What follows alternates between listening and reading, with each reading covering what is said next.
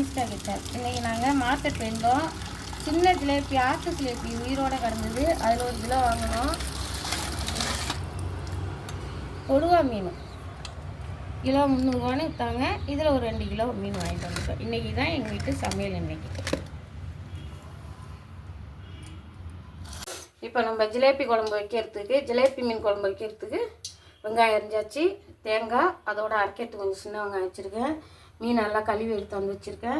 இது வந்து ஒரு 50 கிராமுக்குள்ளே புளியை கரைச்சி எடுத்து ரெடியாக வச்சுருக்கேன். இப்போ இதில் வந்து இதால் ஒரு கரண்டி, இது வந்து கனிஷ்கா கிச்சன் குழம்பு தூள். நாங்கள் இது போட்டு தான் மீன் குழம்பு வைப்போம். ஒரு தக்காளி போட்டு அதையும் சேர்த்து நல்லா கரைச்சி வச்சுருக்கேன். இப்போ இங்கே எண்ணெய் சட்டி வச்சாச்சு. நான் நல்லெண்ணெய் ஊற்றிருக்கேன். நீங்கள் எந்த எண்ணெய் வேணாலும் ஊற்றிக்கலாம். வெந்தயம், தாளிப்பு உடம்பு போட்டிருக்கேன்.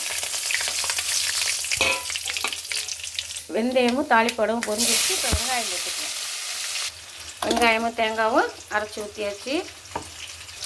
நல்லா வெங்காயம் வதங்கி வந்துடுச்சு. இப்போ குழம்பு ஊற்றிக்குவோம். குழம்பு கொதிச்சாலும் மீனை போட வேண்டியது தான். தேவையான உப்பு போட்டுக்குவோம். இதுமாரி நல்லா குழம்பு ஆடை படந்து கொதிச்சு வந்துடுச்சு. இப்போ மீனை போட்டுருவோம். மீன் போட்டு ஒரு கொதி விட்டால் போதும். ஏன்னா இது சின்ன மீன் இல்லையா, சீக்கிரம் வந்துடும். மீனை போட்டுட்டு நம்ம பொறுமையாக கிண்டி விடணும்.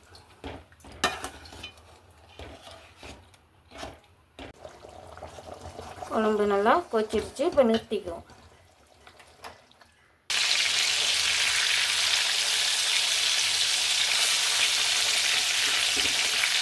சாமக்கா ஜிலேபி மீன் குழம்பு வச்சாச்சு. மீன் வறுவலோட இன்றைக்கி சாப்பாடு. வாங்க சாப்பிட்லாம்.